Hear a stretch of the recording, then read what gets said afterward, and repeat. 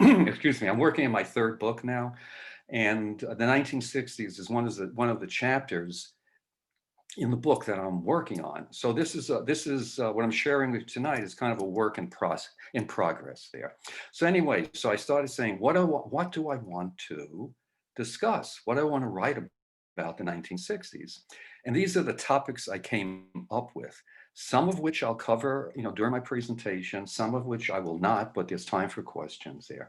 War and peace, the media, redefining masculinity, the civil rights movement, the Native American movement, United Farm Workers movement, liberation theology, the ecological movement, the women's liberation movement, the LGBT movement, the counterculture movement, dying and death, the human potential movement, the psychedelic movement, the Eastern spirituality movement, and also music and art in terms of social protest.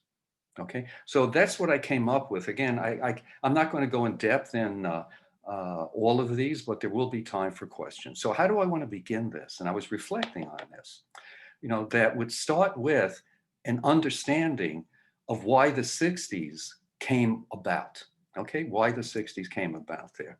And I have found no better source to explain that than a piece by Thomas Merton. And Thomas Merton was a Trappist monk, okay?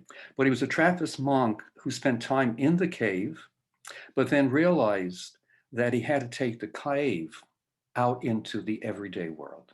It was too safe a place for him, like that. So this is what he wrote. Now, I'm going to mention Adolf Eichmann. So, and if you don't know, very quickly, he was one of the top leaders during the Nazi regime. And his primary role was to arrange for transportation for millions of people, most of whom were Jews, but also gypsies, gay people, mentally retarded people, to get to the concentration camps. So these are his words. One of the most disturbing facts that came out in the Eichmann trial was that a psychiatrist examined him and pronounced him perfectly sane. I do not doubt it at all, and that is precisely why I find it disturbing. It is much worse to consider this calm, well-balanced, unperturbed, officially, conscientiously going about his desk work, his administrative job, which happened to be the supervision of mass murder. He was thoughtful, orderly, unimaginative. He had a profound respect for system, law, and order. He was obedient, loyal, a faithful officer of the great state. He served his government very well. The sanity of Eichmann is disturbing. We equate sanity with a sense of justice, with humaneness, with prudence, with the capacity to love and understand other people. We rely on the sane people of the world to preserve it from barbarism, madness, destruction, and now it begins to dawn on us that it is precisely the sane ones who are most dangerous. And then one last sentence. On the other hand, you will probably find that pacifists and the bomb people are quite seriously a little crazy. Perhaps we must say in a society like ours, the worst insanity is to be totally sane. And I think that was one of the underlying bridges, the underlying supports that motivated a goodly number of people. And let's remember, in the 1960s, it was minority of people that we're usually talking about. Most people just went about their lives as usual there. But it was a reaction, to World War I, where 48 million people were killed, there. Then I know, and if I weave in my own personal story, of course, being born in 1940, and living through that, and my parents, are from Eastern Europe there. Then I go to college, and if anyone goes to college, it's supposed to be a place for opening your mind, for exploring what you cannot explore outside of an environment like that there, to question everything. So I'm in the City College of New York, and what's happening? The Red Scare, Joseph McCarthy, And if any of you are not familiar with that, he was a senator from Wisconsin who was kind of a forerunner of Donald Trump in many ways there. And he came up with the idea, the thing, that if you work for social justice, you are a communist. Okay? He conflated the two. And the media was not as extensive as it is right now, but it really, because he was outrageous, totally outrageous there. And I remember in my, City College in New York, that professors were being called before the House Internal Security Committee, like that. And I should say the Senate Internal Security Committee and the House Un-American Activities to talk about their beliefs. And if their beliefs sit in the kind of box, which is social justice, communism, social justice, communism there. And they were also asked to name others who were engaged in such subversive activity.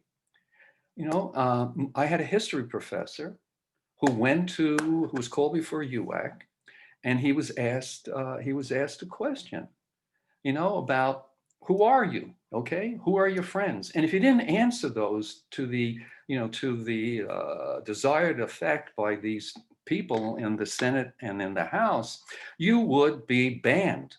You wouldn't be able to teach. You wouldn't be able to perform. You wouldn't be able to write. No one will publish you. It's like you were in a gulag. I mean, not as terrible, certainly, as what has occurred in Russia, but a gulag of intellectual gulag, artistic gulag.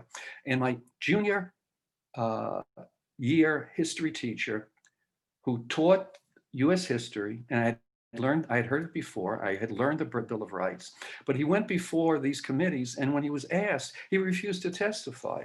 He's saying, you are un-American. What you're doing is against what America stands for. And that blew my mind. I mean, here's a man who's willing to risk so much in the name of the greater good, which is democracy, free speech, freedom of thought there. And then, of course, what do we have? We have the Korean War. We have the Korean War. Now, I'm not talking about events, except where America fought, that were happening in other countries in that time, whether in Eastern Europe and Latin America and so on and so forth there. But we had the Korean War. So as a child, growing up, in 1940, I'm born, Nazi there. And then the Red Scare and the Korean War. My concept of human beings is we are terrible. We are a plague on the planet. We are monsters carved in nice clothing or something like that. We are not to trust each other. Now, that's how I was walking in the world. And that affected me in my personal life and in my professional life. Well, the 60s come, and they presented to me a whole other possibility, that within the human species, there is evil, but there is also goodness. I had read about that in books and stuff like that, but I had not seen it practiced during my lifetime. That we are not a closed book, but we are an open possibility.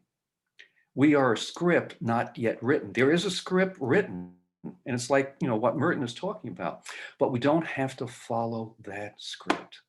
And to me, that just kind of blew my mind open there. It just blew my mind open like that. So now let's go to some of the topics. That's my personal entrance into 60s and why it captured my heart, my mind, and my spirit. I was waiting for that to come along. I didn't even know it was there. But once I came into contact with that, I just blossomed in so many different ways there. So, as we all know, we had, the 1960s, among other things, was the Vietnam War. Well, that's abstract to me. I should say, by the way, in Vietnam, the Vietnam War is not called the Vietnam War, it's called the American War. Okay, I learned that from some of the friends I had who served in Vietnam. They see it as America, the aggressor. It's the American War, not, the Vietnam War at all there. Uh, but it's kind of like it's a concept to me. I know about it, but it's in my head, and I'm really not touched. And then some things happen. Okay, and here's the power of the media. There, um, Benjamin Spark, who was famous as being the nation's baby doctor, but he also had a social conscience, went to Vietnam with some photographers. All his life, he had focused on children, and he went to Vietnam with some photographers. And they did a series of photographs, which was published in Ramparts magazine, okay? A counterculture magazine at that time. And the series was entitled The Children of Vietnam, okay? Because we know in all wars, most people who suffer are the civilians there. That was not what we were hearing back here. Okay, that's not what we were being told back here. We were told our soldiers had gone over, to fight communism, and they were fighting to protect, the spread of dictatorships and so on and so forth there. And I happened to pick up a copy of Ramparts magazine, and this is a child who had been napalmed. Okay, a bomb filled with napalm had been dropped.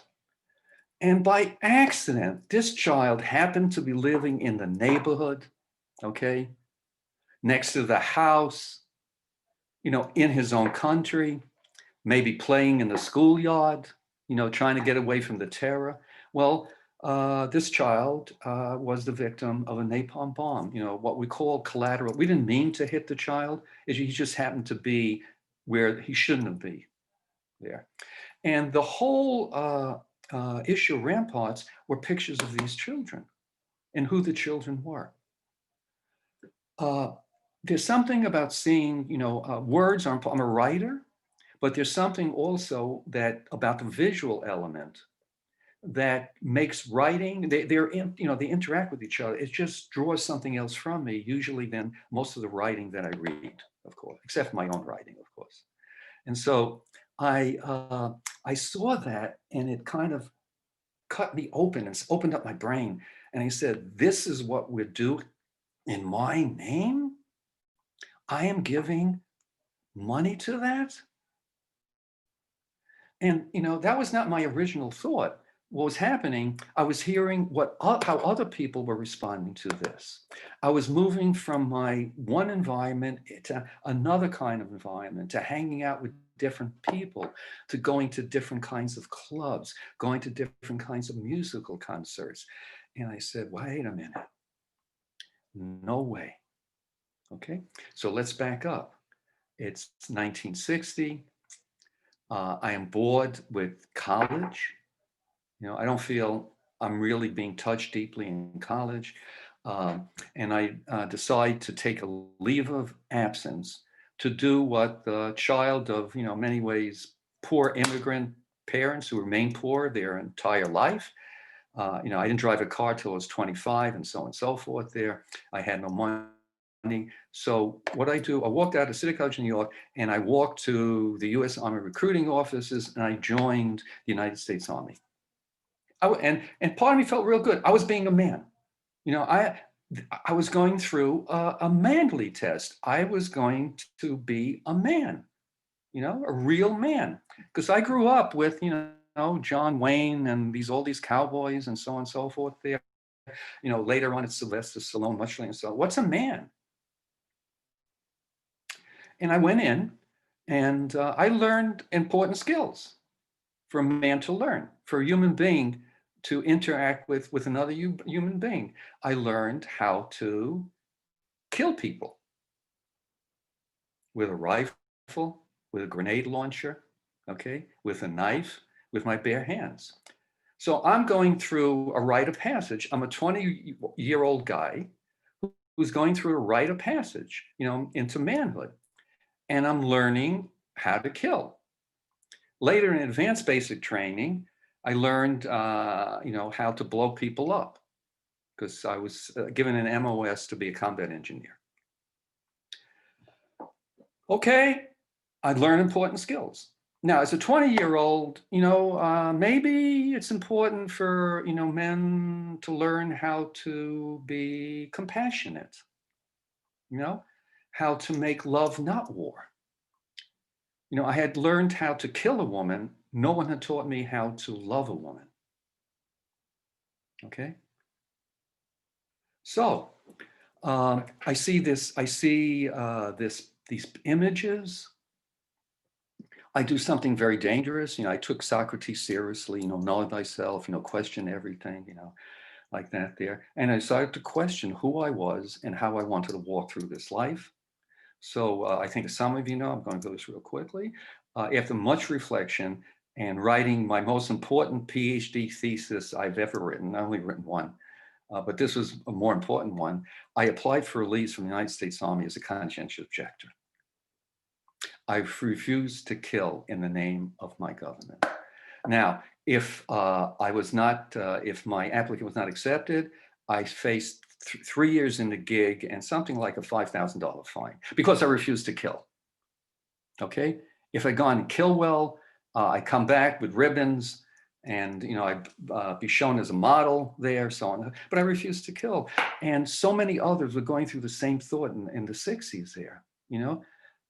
And partly because of this image that we saw, you know, because of the free speech, because veterans coming back were talking about what actually was going on.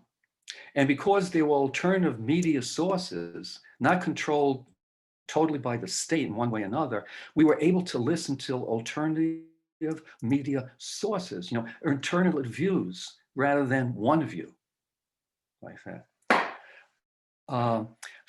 Because I was one of the early applicants, I was let out. They just thought we would shut up and go away, but then there was a flood, and then many of the people I knew who were going through this were sent to jail there. Now, what was also happening, and this is really, because I already touched on this, something happened in the 1960s in terms of the media we just take for granted. Until, I think 1963, I don't remember the exact date, the news broadcast, and remember at that time we had ABC, NBC, and CBS, and basically WGN, but that was kind of local. I'm talking about New York. Yeah, I think that, or something like that, maybe New York, that there were 3 major broadcasts. Everyone was listening to the same thing, which is very different right now. You were listening to the same people. Okay, it wasn't like you could tune in who reaffirms your belief system. If you don't like what someone is doing in the media, you just shut that out by going somewhere else. So we really had a common pool. Now, there were differences among people, certainly there, but everyone was seeing the same thing. So whatever he was saying was based on something, I guess, which has been questioned now, a fact. You saw this, you read about it, you saw it there.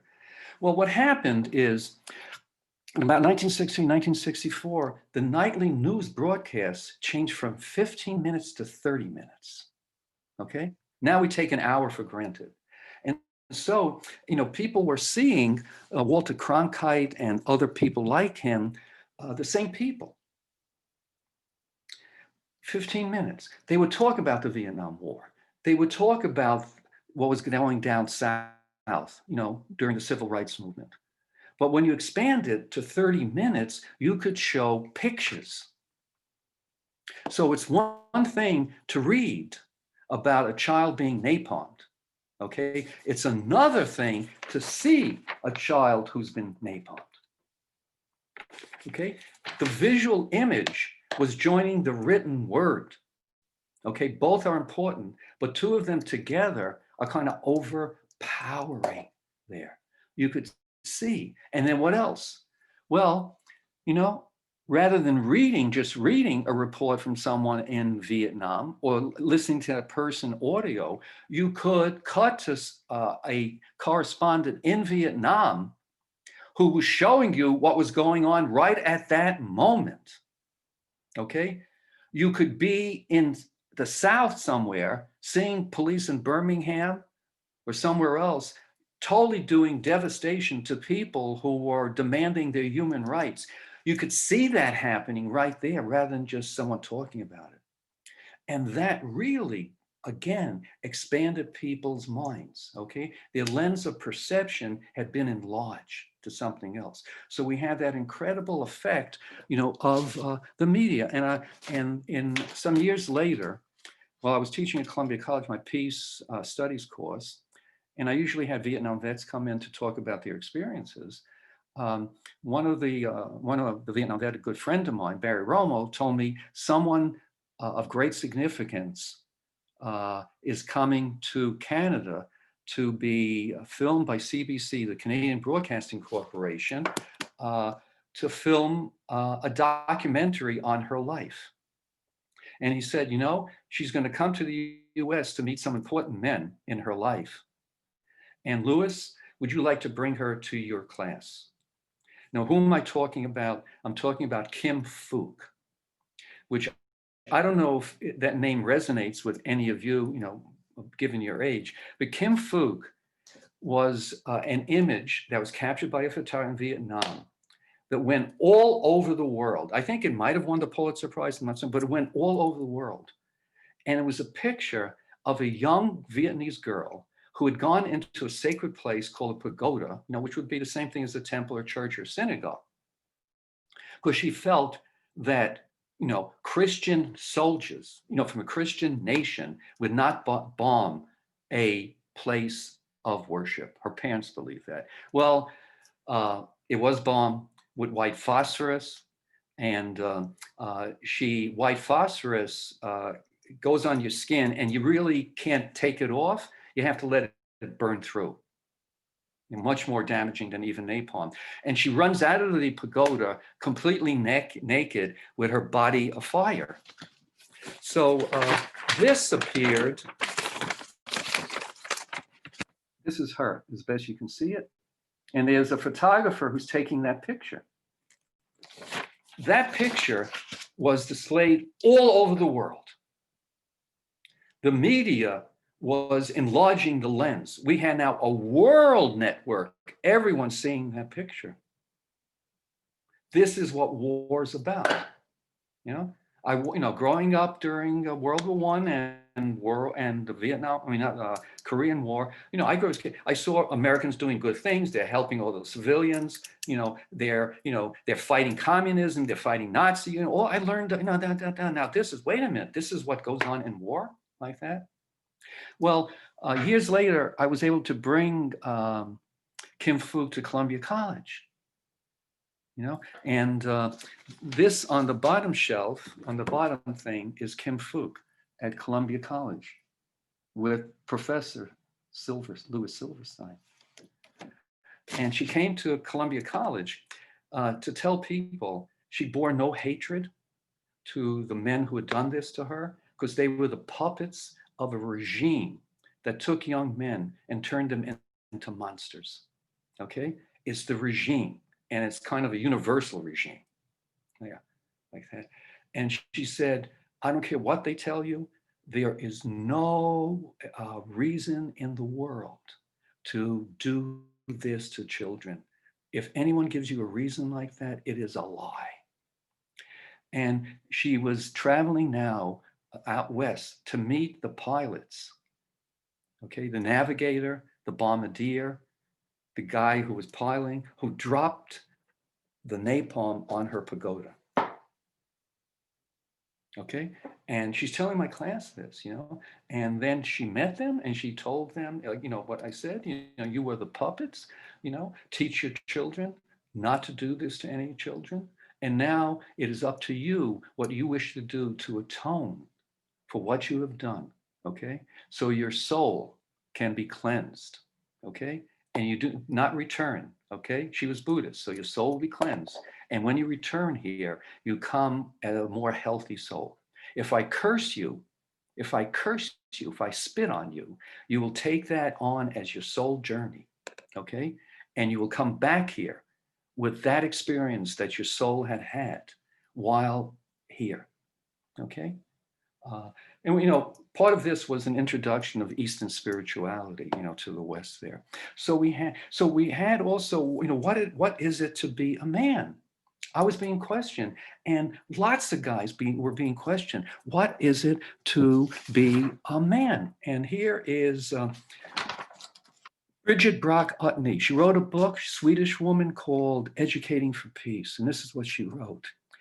I want to know why, for example, sex, gender, she means, is the most consistent, predictable of how violent a person will be in all cultures, races, and classes in recorded history. Why are 90% of all violent crimes committed by men? Why are males the violent sex? And the reason she wrote this book was she had given birth to a male child. Okay? She'd given birth to a male child, and she was trying to find out, is there not another way to be a male like that? If you go to Chicago, I mentioned the war scene. If you're in Chicago, okay, the most dangerous place for a woman to be in Chicago, or really even on the North Shore, is in her home. Okay? Okay? Most women suffer violent acts, not on the streets, not by some guy wearing a hoodie, but the people they know, okay? By the people they know, usually a male, okay?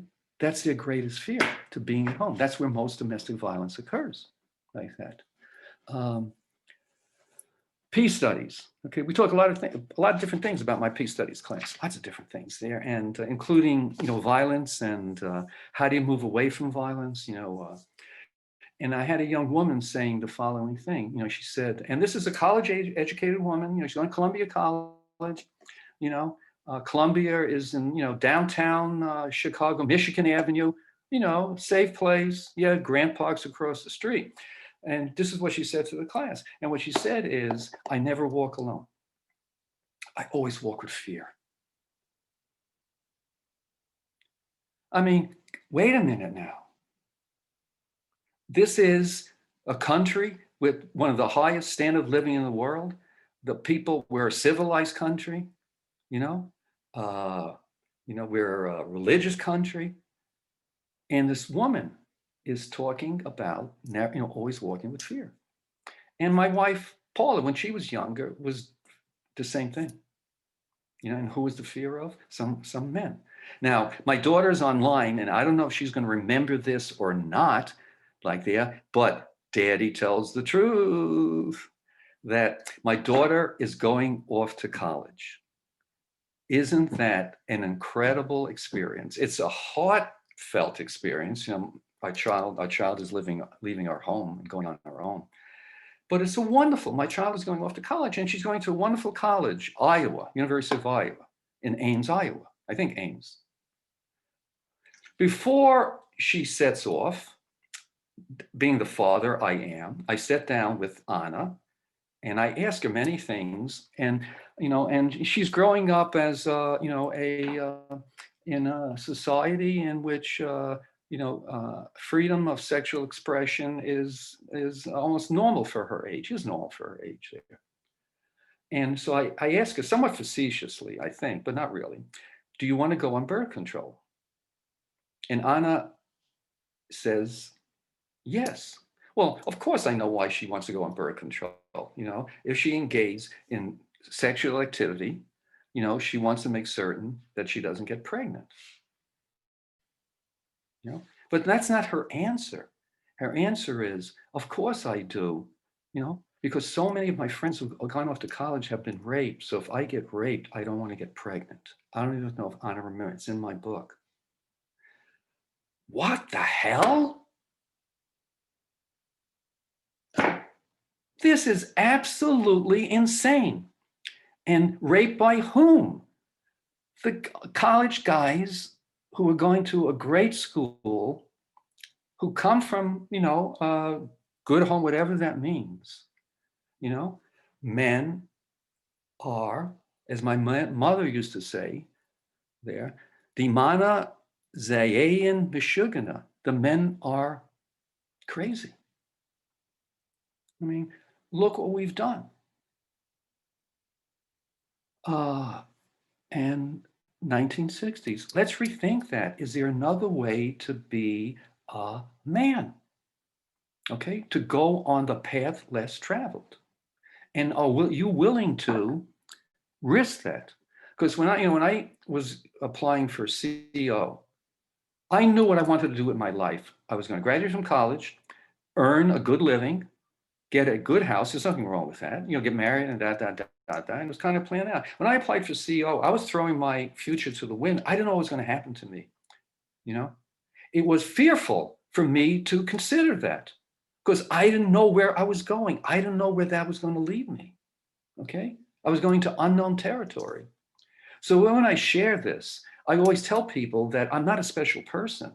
Like many of the other people, we know the people who stand, the names that stand out, but they only stand on the mountain because, as Dr. Martin Luther King said, all the men and women who stand below him, who are the pebbles, without all those pebbles joining together, there is no mountain top.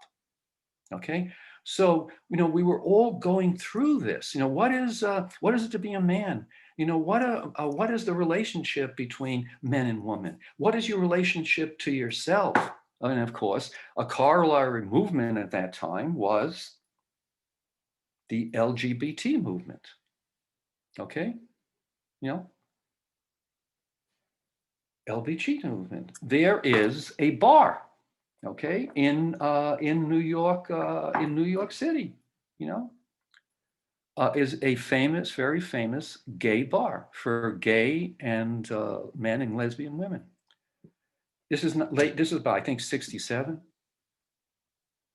And the police, not all the police, but some police on bad trip, had a habit of picking on gay men and lesbian women and doing things to them they weren't do to other people, and they knew they wouldn't get in trouble because coming out as a gay and lesbian person could have all kinds of repercussions, in your work life, in your personal life. So most people at that time were in the closet. Well, there's this bar in New York, and the police would go in there and they would, be abusive verbally and also be to some degree physically to people who they felt were not able to defend themselves. They were in the closet. Well, it's Stonewall. It's the Stonewall Inn. That's the name of it. One night they said, no more. No more. Okay? And they protested against what the police were doing, and riots occurred. Now, isn't it interesting? I come to you, I take a billy stick, and I hit you, okay? I then resist that by pushing you. Or what's the first thing? The first thing is the police are doing something called law and order. They're enforcing the law, as they understood it, as they interpret it. No pictures, remember. I resist and push you, I'm causing a riot.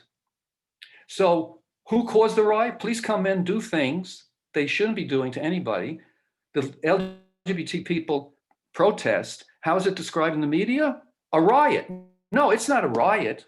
We don't call what's going on now, Black Lives Matter movement among sane people, riot. We call it about legitimate protest there.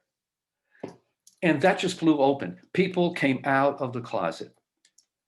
Not everybody, but people were given the freedom to come out of the closet. And what we're talking about, police reform, that began way back in the 1960s, the civil rights movement and the violence caused against, gay and lesbian people there. Wasn't that absolutely wonderful?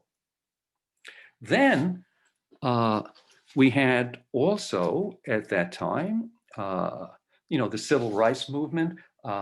I'm going to look at the time. Okay, two things stood out for me. Civil rights. And the civil rights, I'm going to choose things that probably are not emphasized that much because I think many of you know a lot of stuff.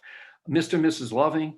Mr. Loving's a Black man. Mrs. Loving is a white woman. They did something horrible. They fell in love. Okay? They got married. Unfortunately, it occurred, this is the 1960s, in Georgia, where Georgia still had miscegenation laws.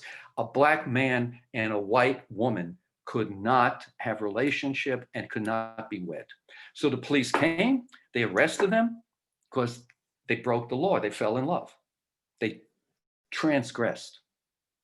They went before the judge. Judge gave them two choices. Okay, you're going to jail. It's illegal what you've done. Get married, get married and not fall in love there, or you leave the state. They left the state, leaving family and work behind. A few years later, ACLU, and if you don't know what the ACLU is, the American Civil Liberties Union, who take up cases, in the realm of social justice, civil liberties, that for nothing, they need support there. They took their case to the U.S. Supreme Court, and the U.S. Supreme Court said, love and marriage between two consenting adults is a human right, okay? There is any law that prevents that is unconstitutional, okay? So when you look at all the relationships that are going on now, where people are crossing all kinds of boundaries, experimenting of new ways of being with each other, another foundation stone there, Mr. and Mrs. Loving, Mr. and Mrs. Loving, and people were freed human beings there. We also had the liberation theology movement, which has happened in Latin America, Central America, where Catholic priests, took Jesus seriously as a man working for peace and justice. And they worked, they banded together and preached a liberation theology, which is the church is not here to oppress you, which has been its historical role in that part of the world. The teachings of Christ is to liberate you. So they became, they joined with others to bring about social change there. And I'm just going to mention two cases there. Who is, I think it's Father Camara. Was it Father Camara? I think it was Father Camara. Well, he was a priest in, I think, Ecuador, but it's nothing different. And he worked for social justice. He was assassinated. Okay. Then another famous priest whose name escapes me right now, but that's okay. These are his words. Now listen to this. He was not gainsaying, feeding, taking care of the poor. He was not opposed to charity. He said, when I fed the poor, they called me a saint. When I asked, why are they poor? They called me a communist. When I fed the poor, they called me a saint. When I said, why are there any poor? They called me a communist, okay? That's the danger. Because even the poor need to be fed, okay?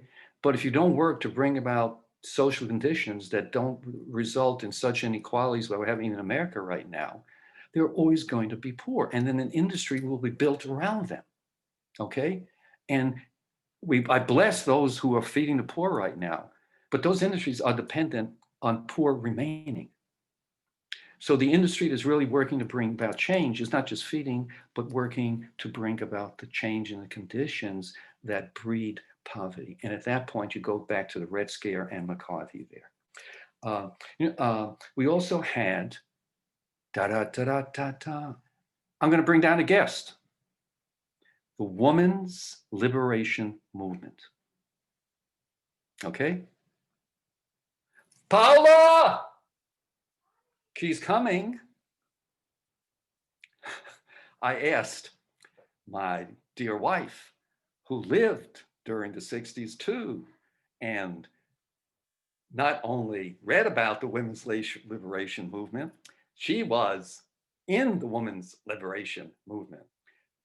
So she's going to talk about some aspects. Now, on her way down, we know that, among the things they were asking for, again, we take for granted, the pregnancy prevention. Until the 1960s, sexual intercourse in many states was illegal between unmarried people.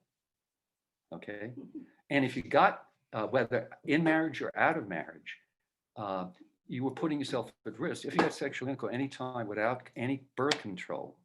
Really good birth control. Sit down. Stay doing it. No, You're doing it. No, I'm not doing it. Okay, you can get pregnant, and they also wanted child care. They wanted child care. For hard to work and have a child at home. They wanted health care. And they also wanted, among other things, sexual freedom. So I'm bringing in Miss Paula Innocenzi Cofresi to talk about sexual freedom in the 60s. Go ahead, my love. I don't know what you've been talking about. It's okay. I was very busy upstairs. I know, it's okay. Go ahead. We take a lot for granted right now, especially the young people. But things were really different prior, even in the beginning of the 60s. You know, the church ruled. If you were Catholic, you abided by the church and its teachings, and you abided by your family traditions. You know, you wait till you're a virgin to be married as a virgin. You know, all this jazz. With the civil rights movement and the middle of the 60s, there were places in the United States, like in Southern California, there was a place called Esalen, which was a hub where people had been gathering. The great psychologists and people who were writing books on human potential, the roles of people in families, issues with the body, all were gathering. People were gathering there. They were inspiring each other. They were writing books. And by the the late 60s and the early 70s, there was just hundreds of books written that you could buy real cheap for $1.99 paperback, and you could read these books, whether even in high school, we were reading in New York, we were reading all this stuff already. Betty Friedan started, challenging the roles of women, the traditional roles of women, letting women know they could go out and they don't just have to be wives. They can become career women.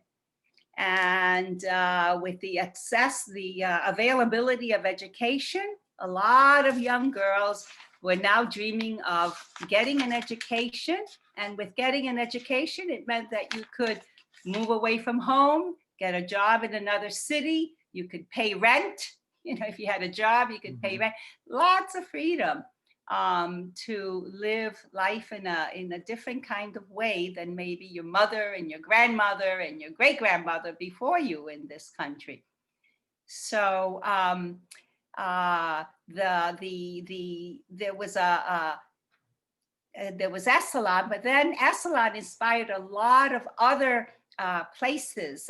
For example, in Chicago, a woman named Dr. Jessie Potter started a sex clinic downtown. And with the Esalen people, everyone started to get used to going to workshops. So that many of us, like myself, I spent 10 years in workshops from 21 to 31. Workshops, trainings of all kinds. When the great ones were in town, we were there. Masters and Johnsons came for a weekend, sponsored by the Family Institute. And there we were on the front line, watching them present their research on human functioning. So people were giving workshops, and we were attending workshops, reading books, and everything else. So the whole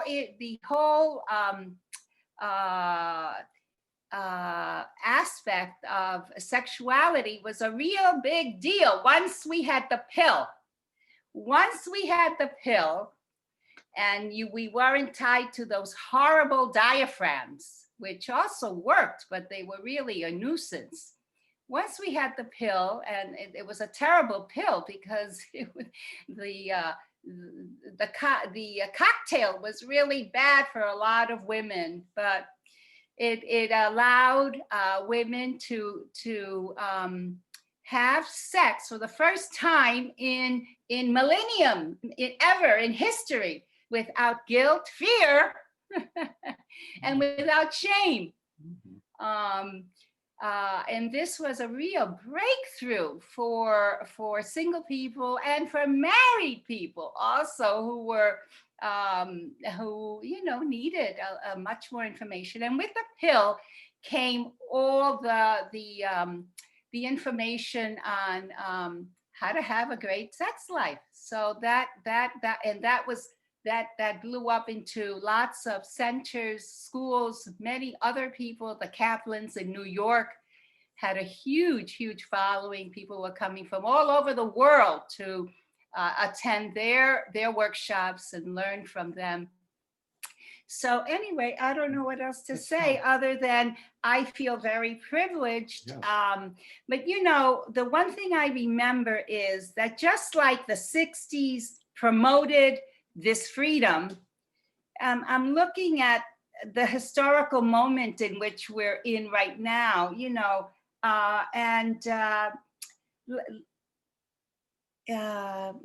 we have to be grateful for what we have and not forget that it could be taken away like this. Laws can be flipped. And so we're very lucky, grateful to be in this period of time and have been able to live the great life of freedom and joy that we've experienced. So okay, thank you, honey. Okay. Okay, so I'm going to take just a few more minutes because I want to leave time for discussion, questions there. Paula really also talked about the human potential movement, and that was big in the 60s. And the human potential movement was a blending of Eastern spirituality with humanistic psychology. And they had a major criticism of traditional psychotherapy, is that they said traditional psychotherapy focused on pathology, okay, on pathology.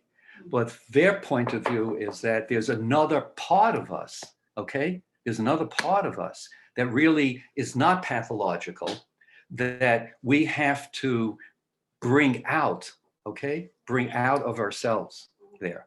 That we humans, okay, have a potential to be living at a much higher state of being than we are presently doing at their time here, okay? And the human potential movement just exploded everywhere, okay? Now, it also, obviously, the idea of going within and we're generalizing to some degree, that in Eastern religion, we're really many times looking for that which is up there, that which is beyond us. I can't wait till I get to heaven, so on and so forth there. We're going in that kind of direction. It's beyond human interaction, there.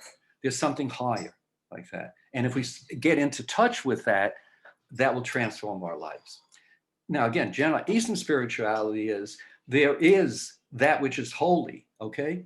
There is that which is sacred, but it is within you, okay? It's not out there, okay? God's getting tired right now of trying to answer all those prayers. I mean, he's overworked, he's overtired, he's looking for assistance, to take over some of the work there. He's just bummed out every day, thousands, millions of prayers like that.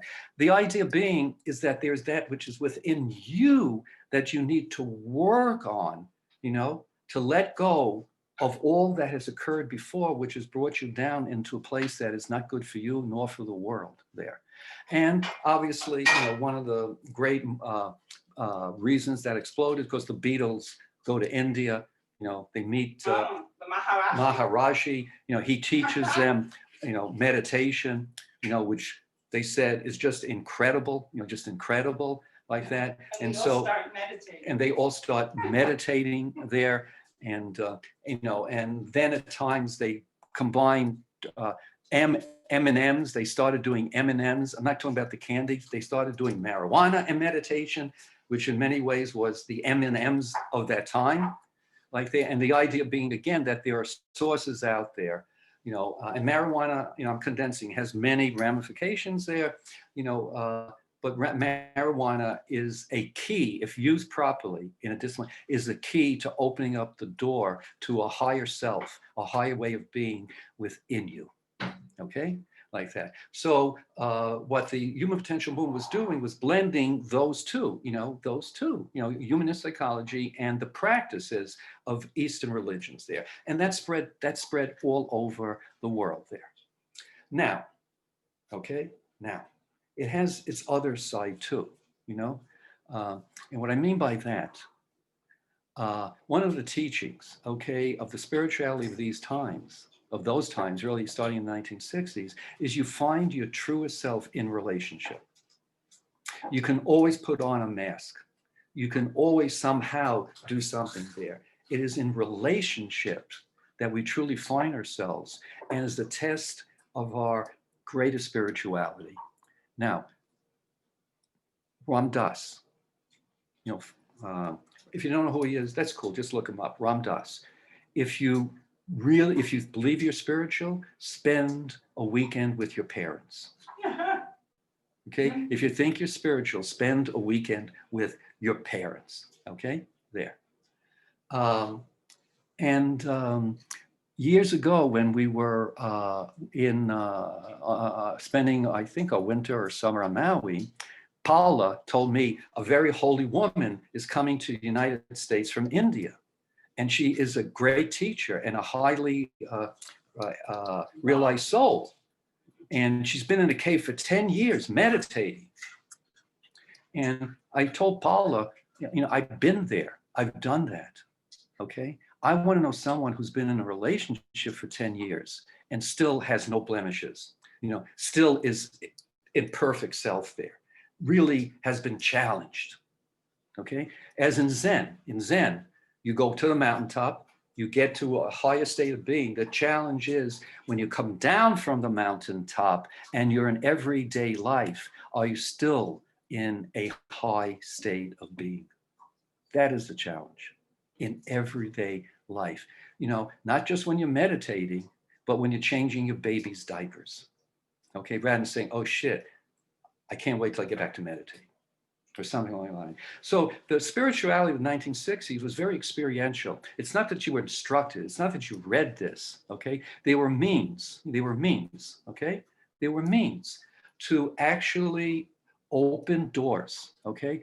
That brought different thoughts to you from within you, but also opened your mind so you're willing to listen to crazy thoughts, like Thomas Merton said, make love, not war. Can we center society around justice rather than, ruthless competition? Okay. What does it mean to be a man? All these were coming together. And another element of that, and then I'll end with this, and then just one other thing is the 60s also opened, I said a key, and one of the key, there were a number of keys that were made available, and they fit under the generalization of the rubric of the word psychedelic. And psychedelic means mind manifesting, okay? It's, psychedelics kind of a key, as I said, can open a door to something that you didn't know was within you and without. Yeah. Now, there's no question that anything can be used or abused, okay? Including love, okay? So the challenge is, if something's coming your way, whether it's love, whether it's an opportunity to use something to open a door there, if anything is coming your way, you have to prepare yourself, put yourself in a state of being. So when this thing is coming your way, whether the meditation is coming your way or the psychedelic is opening a key, you're in a state of being that the door being opened isn't Hitler, it's Gandhi. Okay, because both exist within. Okay, so the idea being, before you meditate, get yourself in a good state of mind. Okay, don't use meditation, as a friend of mine used to do. Whenever he and his family had conflict, he would say, it's meditation time, I got to go meditate.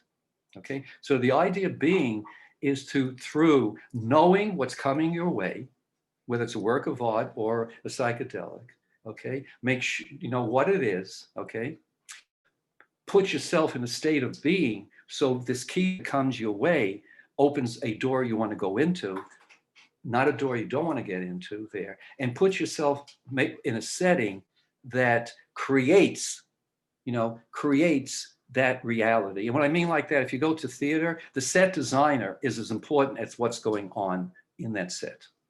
So last thing, the 1960s did not end. The 1960s is not a fact. It is a process, okay? It is a process. How we manifested that process in the 60s were through some of the ways I've talked about. It is still there. We are still possible of being compassionate to each other at the same time of taking care of each other, okay? We are still possible of making a more humane, just society there. That's still a human possibility, okay? Choose the means that make sense for these times to do your part to bring that about. So at the end of your life, you can do what Frank Sinatra said. I did it my way. Okay, I did it my way. Okay, enough of me, way too long. So much. Okay, I'd like now for people to do sharings or questions or whatever you, and Paula is right here. What are you eating, Paula? Salad. Paula is right here eating an organic salad. Okay, remember the 1960s, respect the earth, respect your mother. And you just don't do a theory. Yeah, organic food is more expensive, but guess what? It hurts your body less and it's better for the earth. So Paula is right now engaged in a spiritual practice. She's eating an organic salad. Okay. All right. I have a question. Yes, Tanya. So we obviously missed 60 here, and we were very young at 60 in Soviet Union. So you said that, the changes in the duration of the broadcast from 15 minutes to 30 minutes has changed human behavior and understanding of the what's going on in the world. So what happened now? Why changing it from 30 minutes to 24 hours? Make people completely ignore everything what's going on. Well, something else happened in the 60s. And it was based on a book by Marshall McLuhan, okay, who said it's the medium that is the message, not the content. He said the medium, you don't pay attention to it, but the medium enters your mind, your body, your spirit in such a way it's transformative. Okay, so it's not the contents at all like that. So guess what? We human beings, we like to, go in different ways there. We like to explore other stuff. We like to make many different varieties there. So right now you do have, I don't know if I'm not sure if I'm responding to your question, but I'll try. If not, is that the media, right now has split up to many different, and you can only listen to that which reaffirms your belief, system. Why did that happen? There's a lot of money to be made. There's a lot of money to be made in in promoting certain, the most starved media is NPR, National Public Radio. Okay. I don't know if I answered your question, but I tried. Marilyn has a question. Well, I was going to make a statement. I think one thing that has happened is, especially with social media and even with different organizations now, is that there's a lot more anonymity to conversation. We're back sort of in the 60s, it was still, it was still like the major newspapers, the major magazines, even the major groups, they Symbionese Liberties Army. They were sort of named, but now it's just so much more anonymity to conversation without any kind of responsibility, to either really yourself or to your audience. And I think that that makes a big difference. Money. Yeah, I don't think there's, Profit. and I don't think there's any, any question about it there. We're not going to get rid of media, okay? The question now is, can a media be established that brings people to a higher level of being and That's- communication, Supports democracy. that supports a democracy? And if you remember a few years ago, Vice President Gore started up a radio network based on, peace and justice, harmony, compassion. It was very hard for them to get financed, and they went out of business in a relatively short period of time. They did not find, financial support to do that. And right now, you have a situation that in large, many parts of the United States of America, particularly if you go to rural areas there's, it's radio that is paramount. And there are 2 or 3 corporations that have bought up most radio stations in the United States. Okay. And if you're conservative, that's cool with me. If you're liberal, that's cool with me too. But they're only presenting, a conservative, a reactionary point of view. So right now, one of the real challenges is how do we come up with a democratic media, that reaches out to a lot of people, and how do you make it interesting?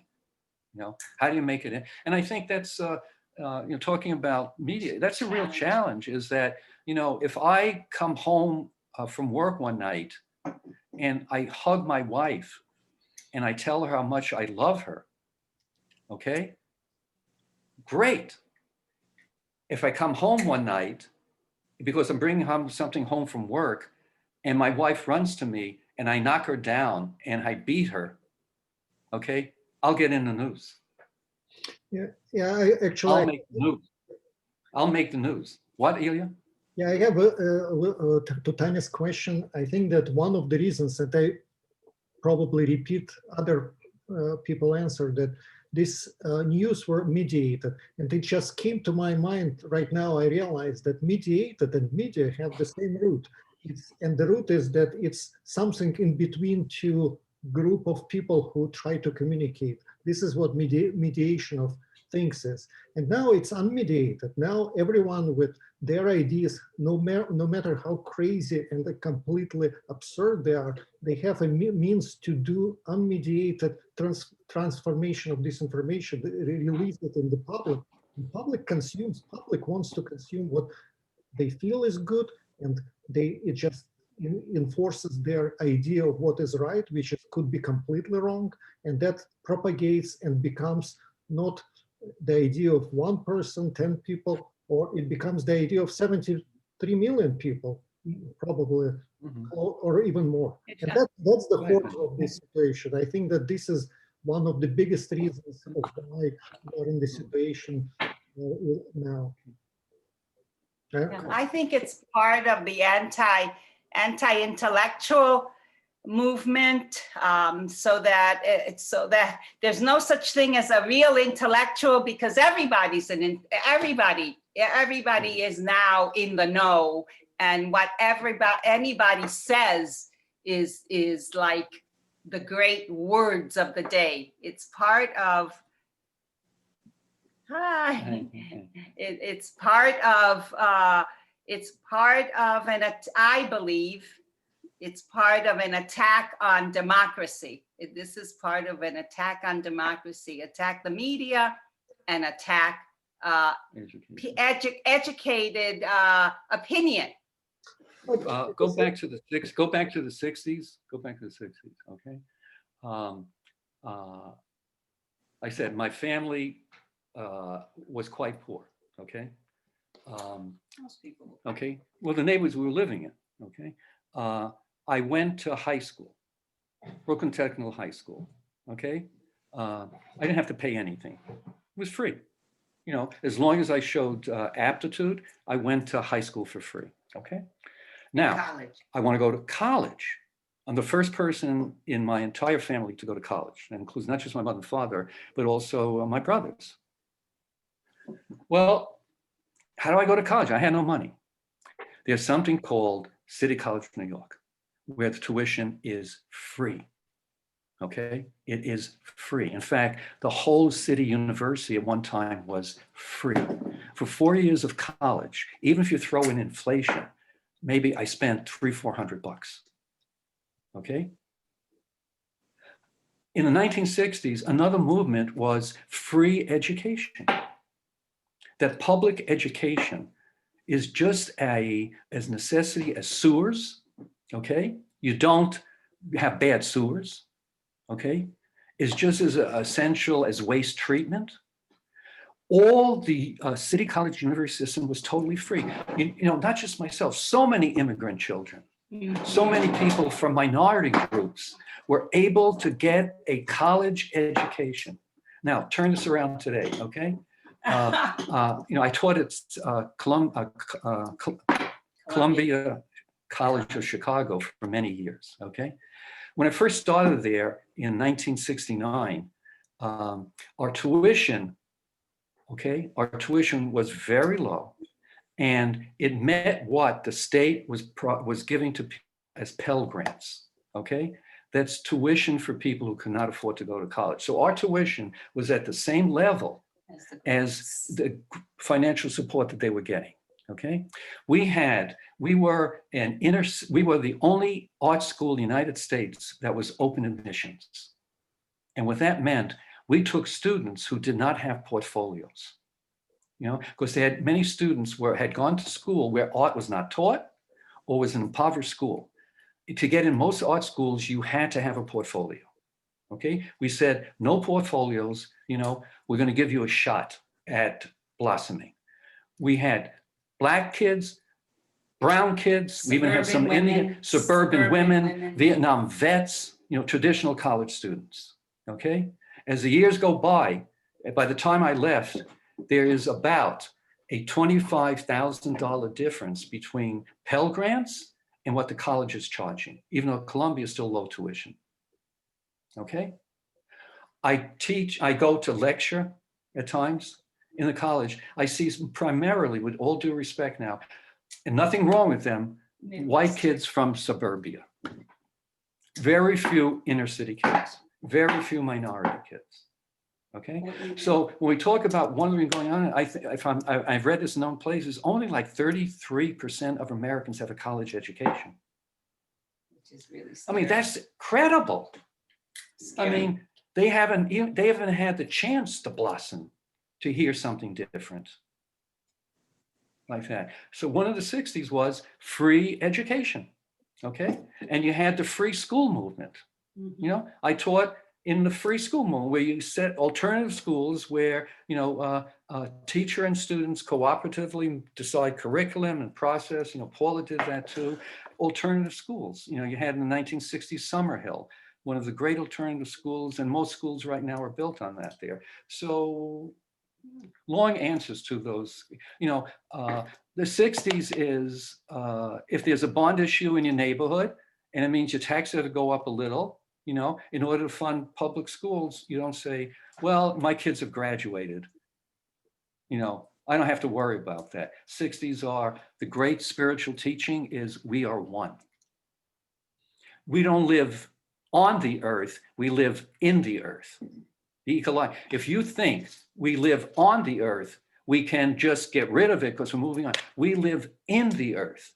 We are independent, okay? We are connected in ways that if you cut one thread, things are going to break apart, okay? We are one, and we're not just talking about human beings. We are one with all of life existence on the planet. Anyone Okay. else? Now, questions? what? I'm sorry. We have to. I should be in church. But I think that maybe some other questions are. Yeah, please, because we're running out of time. Remember, Paula is here too. Paula's here. This is my. Hi, Martha. Hi. This is for those who have. This is Paula, my wife. Yeah, Okay. I should say thank you very much, Paul. It was really very colorful picture of what was going on at New York at 60. And it's amazing. While you are talking, I thinking about what we went through in Soviet Union, and I guess we have completely different experience. We didn't have pills, we have abortion, but it was absolutely fine to, there's no really a lot of sexual restrictions. So after revolution, I guess it give us at least some kind of freedom. So the experience is completely different. Well, those were safe abortions, right? Safe? Yeah, it was abortion in Soviet Union was a way of birth control, so it was absolutely accepted, absolutely normal, and it was just another day in life. Wonderful. I'm not sure that it was wonderful, but it was interesting. Yeah. But thank you very much for. No, I say wonderful, Tanya, because I grew up reading when I was a preteen, 12, 13, reading these horror stories of women dying from illegal abortions. And women were dying throughout the country, Yeah. In the 60s also, we had Jane. And Jane, Chicago. Jane Chicago. And Jane was a collection of women, lay women, L-A-Y, who are in Hyde Park, who were trained by doctors to perform abortions. Okay. And they focused on, they performed over 5,000 abortions with no mishap whatsoever. There was a doctor, and they catered to low-income women, and certainly minority women. No, also a lot of University of Chicago girls who wanted to be anonymous, and they performed over 5,000 abortions, and they were then busted by the police. Okay, and what happened is fewer abortions, but more poor women were aborting themselves. Okay, were doing harm to themselves. So, but there weren't fewer abortions; there were fewer safe abortions. Okay. So that was also going on here. I was rushing into my sorority in Puerto Rico at the university, and there was a question about one of the girls. And the question was, haven't you heard that her father is the big abortionist in San Juan, Puerto Rico? I said, no, I've never heard of such a thing. And apparently she was going to be blackballed, which meant she was not going to be accepted into the sorority because her father was the #1 abortionist in San Juan. And I asked, well, who is he? How can he be such a big deal? And I was told that women from all over the United States who had money and could get a flight to San Juan, Puerto Rico, these were the people that he serviced.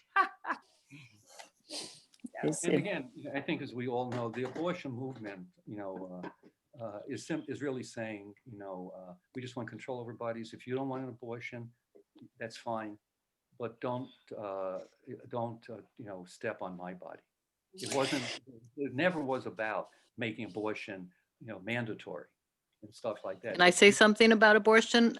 My first job out of nursing school was working in an abortion clinic downtown. And I didn't realize it was not that long after Roe v. Wade got passed. It was maybe just 2 years afterwards. And we sometimes had to walk through anti-abortionists screaming, chaining themselves together in a circle, blocking the doorway, clasping Bibles, and making it very intimidating for the patients to come in the door. But yeah, wow. That was in 1978. Yeah, but I surprised how little has changed. Well, that's right. With the Supreme Court the way it is, I hope we don't have to go back to Jane and we could just teach each other how to do abortions. I hope not. Things have changed.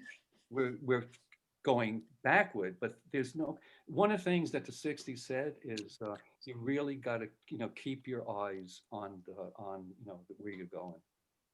Martin Luther King said that, keep your eyes on the goal, because the journey there might be very, very hard.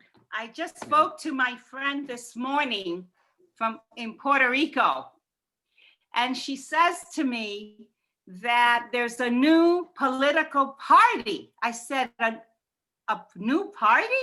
She said, yes. the evangelicals have gotten together and they have a party that represents 40%, not 40, no, 4% of the population, which is more than ever. And they're they're all evangelicals against abortion. So they've organized against abortion. That's their right. Yeah. You know, Yeah. that's their right. You know, and we want to do is saying, you know, they have their right and other people have, you know, have their rights also. It's just not to say, you know, we all have to do this or we all not have to do this. But I was going to, I forgot. I was going to say, look, how do you change your life? Want to see? I don't know how many of you can see Martha Herzog. Who is Martha Herzog? Martha Herzog was my student at Highland Park High School, okay? And years later, we met her when Paula was giving birth to our first child, Anna. There's your midwife. And she was the nurse midwife. So she was a student in my class. And the next time I meet her, you know, she's with us assisting my wife to give birth, okay? If you don't believe in miracles, there it is. I mean, incredible. And I would not have imagined Martha would have blossomed into that, you know, and I don't know if Martha would have imagined at that point, you know, would have blossomed into that. And again, the 60s, the human potential, you know, don't make believe that there isn't a lot of crap out there, you know, resist it, fight it, but keep your eyes on the prize also, or you'll burn out. You know, keep your eyes on the human possibility, you know. Like Other questions? Other questions, because we have to end very soon. Quick, another comments, questions. Anna, ask a question. Anna, I used to hate when you did this to me in class, and I still hate it now. what? What? What do you hate, honey? Ugh, I don't. Do you have a question? Go on, ask a question. If they have If one. you have one, no. Make a statement, Sean. Way to put us on the spot. Okay. Yeah, it's not fair. I think it's not fair, but I just Doing this to me since I was